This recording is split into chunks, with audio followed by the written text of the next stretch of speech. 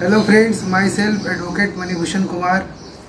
Now I am discussing about IPC 107 भारतीय दंड संहिता की धारा 107 के बारे में आज हम जिक्र करेंगे।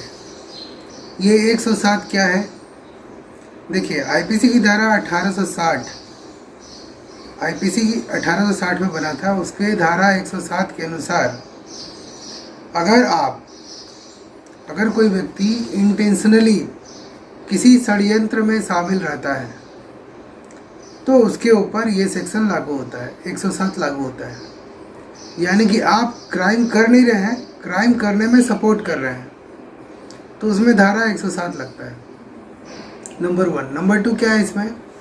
नंबर 2 ये है कि आप कोई ऑफेंस करवाते हैं। अगर किसी भी जगह कोई ऑफेंस आप अगर करवाते हैं तो उसमें धारा 107 लगता है। यानी मान लीजिए लॉकडाउन है और आप खुद भी जा रहे हैं उसको तोड़ने के लिए और लोगों को लेकर के जा रहे हैं, किसी क्राइम को अंजाम देने चाह रहे हैं। यानी कि ए बी को सुपारी देता है कि तुम सी का मर्डर कर दो, बी जो है सी का मर्डर कर देता है, तो उस परिस्थिति में यहाँ पर धारा 107 लगेगा। यानी कि आप अगर किसी को उकसा रहे हैं, चढ़ा रहे हैं, भड़का रहे हैं, ऑफेंस में मदद कर रहे हैं, तो उस परिस्थिति में आप पर धारा 107 लगेगा।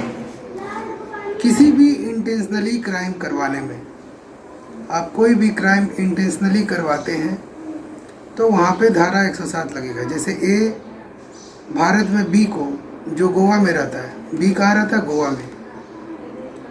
वो बी को ये कहता है कि तुम सी का मर्डर कर दो, इसके बदले में मैं तुझे इतना पैसा दूंगा। बी जो है सी का मर्डर कर दिया, तो ये जो क्राइम है वो इंटेंशनली हुआ, इंटेंशन के साथ हुआ। इसीलिए यहाँ पर ए जो है वो धारा 107 में दोषी माना जाएगा।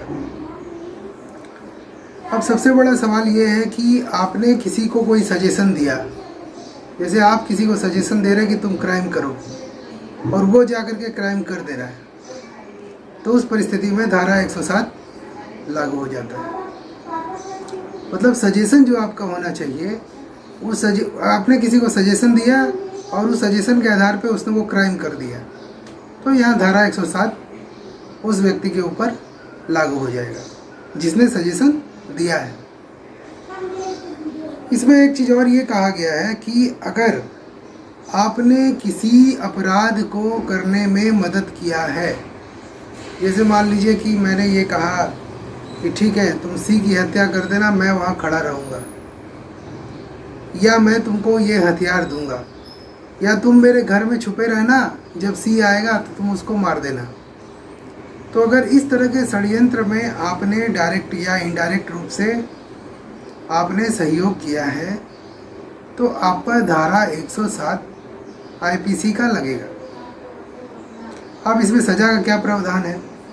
आपने किसी को कोई सजेशन दे दिया और वो आदमी वो अपराध कर दिया। जैसे आपने सजेशन दिया कि जाओ उसको मर्डर कर दो, तो वो मर्डर कर दिया, तो यहाँ पर क्या लगेगा? 302 का धारा उस व्यक्ति पे भी लगेगा जिसने मर्डर किया है और आप पर भी लगेगा, क्योंकि आपने उसको मर्डर करने का सजेशन दिया था।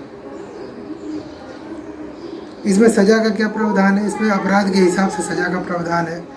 ऐसे इसमें कोई सज़ा का प्रावधान है नहीं। 6 महीने के अंदर अंदर ये केस जो है ख़त्म हो जाता है, अगर कोई क्राइम ना हो तो। मैंने किसी को मर्डर करने के लिए सजेशन दिया, उसने मर्डर नहीं किया, पर मैंने सजेशन दिया था मर्डर करने के लिए इंटेंशनली, तो धारा 107 मेरे पे लगेगा। और जब जब कोर्ट बुलाएगी तब तब हमको जाना पड़ेगा। और अगर हम कोर्ट नहीं जाते हैं, जैसे कोर्ट हमें बुलाते हैं कि आप 10 तारीख को आइए, हम 10 तारीख को नहीं जाते हैं, फिर 15 तारीख को बुलाती है, 15 तारीख को भी नहीं जाते हैं, तो इस परिस्थिति में क्या होगा? इस परिस्थिति में हम पर वारंट भी इशू हो सकता है, अरेस्ट वारंट।